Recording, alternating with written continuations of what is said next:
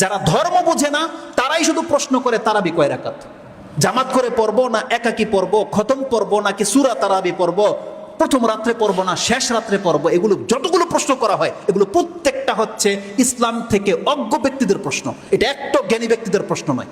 অথচ আপনার জন্য ছাড় দেওয়া হয়েছে। রাসূলুল্লাহ সাল্লাল্লাহু আলাইহি ওয়াসাল্লাম বলছেন, মান কামা রামাদানান ঈমানান ওয়া ইহতিসাবান গুফিরা লাহু মা তাকাদ্দামা মিন যামবি, যেই ব্যক্তি রমজান মাসের কিয়াম করবে তার অতীতের সমস্ত গুনাহ মাফ করে দেওয়া হবে, যদি সে আল্লাহর কাছে নেকির আশায় পড়ে থাকে। আপনি বলেন তো দেখি, হাদিস তো বুখারী মুসলিমের, এখানে কোথায় আছে কয় রাকাত পড়তে হবে, কয়টা বাজে পড়তে হবে, কত লম্বা পড়তে হবে, কিছু বলেছে? কিছু বলা হয়নি। এটা আপনার সামর্থ্যের উপরে বান্দা ছেড়ে দিয়েছেন, সামর্থ্যের উপরে। যার যতটা সামর্থ্য আছে, যত সুন্দর করে আপনি পড়তে পারেন পড়ে দেখান। মুহাম্মদুর রাসূলুল্লাহ সাল্লাল্লাহু আলাইহি ওয়াসাল্লাম তো পড়ে দেখিয়েছে 8 রাকাতে সারা রাত পার। তাহলে আপনিও মাঝে মাঝে করে দেখান। এটা 8 রাকাতেই কেন বাধ্যতা করে দিয়েছেন? যেই ব্যক্তি চেয়ারে বসে নামাজ পড়ে সেও আপনার কারণে বাধ্য 8 রাকাতই সে পড়ে।